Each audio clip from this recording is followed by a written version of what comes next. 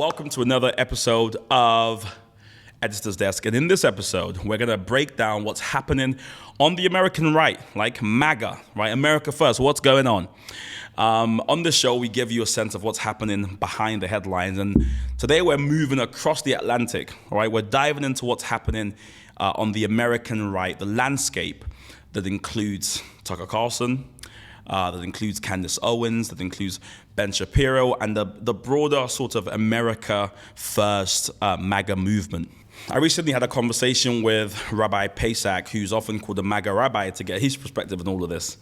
And what I want to talk about today is what's shifted since the death of Charlie Kirk, right? How anti-Semitism is influencing parts of the movement, and what it means for the future of the conservative conservative politics in the US and abroad.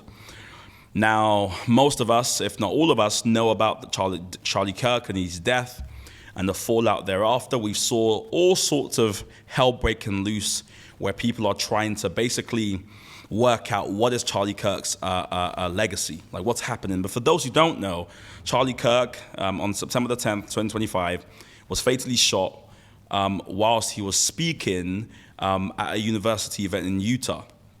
Now, his death obviously sent shockwaves throughout the MAGA movement. He was very much a rising star there. He held a lot of credibility in different wings of the conservative movement. But in conservative youth networks, it was really big news, as you can imagine. Now, what followed was not just grief, but we've now seen division, we've seen conspiracy theories, we've seen the repositioning of influence, right? A changing of the old guard, if you like. For instance, we'll start with Candace Owens, maybe, right? Now, Candace is really difficult to talk about because, of course, you want to imagine she's grieving. Of course, this was her friend. But she's made a lot of claims since Kirk's death, saying that,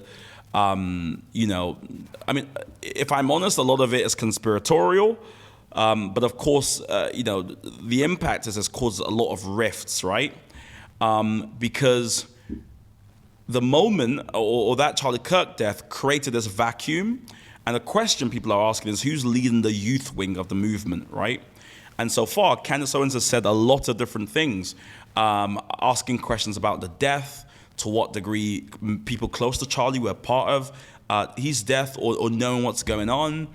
And then you have Tucker Carlson entering the wing because he's also a very key figure, who again was at least as we're led to believe, a good friend of Charlie Kirk. And again, he's asked questions as well, but he's also gone further, and he now includes sort of Israel in all of this, right?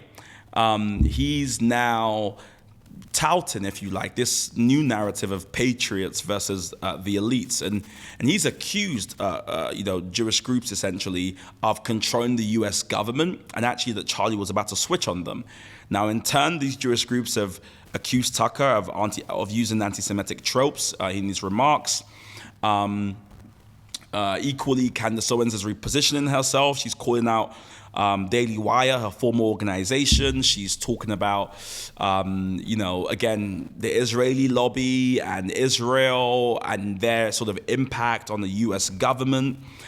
And Ben Shapiro, who's a more traditional sort of conservative voice, we all know Ben, maybe you don't, intellectual, sort of media savvy. He's sort of in the middle of all of this because he's a Jew, he's an Israeli, but he's also American, and he's also sort of paid his dues as per the conservative movement. And so there's this sort of debate opening up about who's going to control and really lead the next wave, if you like, of young people. Should America enter a phase of global isolation? Identity wars? Should there be a cultural revolt? Is this the new sort of economic nationalism? And this is really where we are now with these three. I've watched a lot of content from all of these creators, and a part of me wonders if I would advise you to do the same. Probably not, because there's a few things happening, I think, from what I've seen.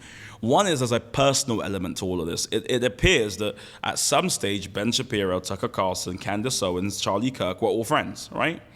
Or maybe they haven't always been friends, but at least there was a friendship built on convenience.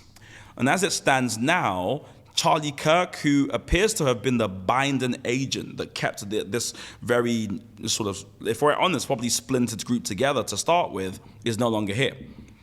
And now that the binding agent is gone, you're seeing people pulling almost like tectonic plates in different directions. Ben Shapiro is what he is. He's very clear. He's a Jew who's also American, and he has dual nationality, and he's proud of that. Candace Owens is, chief executive of the Candace investigation agency, and she's got a bunch of perspectives about the media and how the media really works and what's happening, abroad, and she's sharing that, and she often ventures into conspiracy theories. I mean, she said things about Emmanuel Macron's wife being a man. I mean, we all know the story there.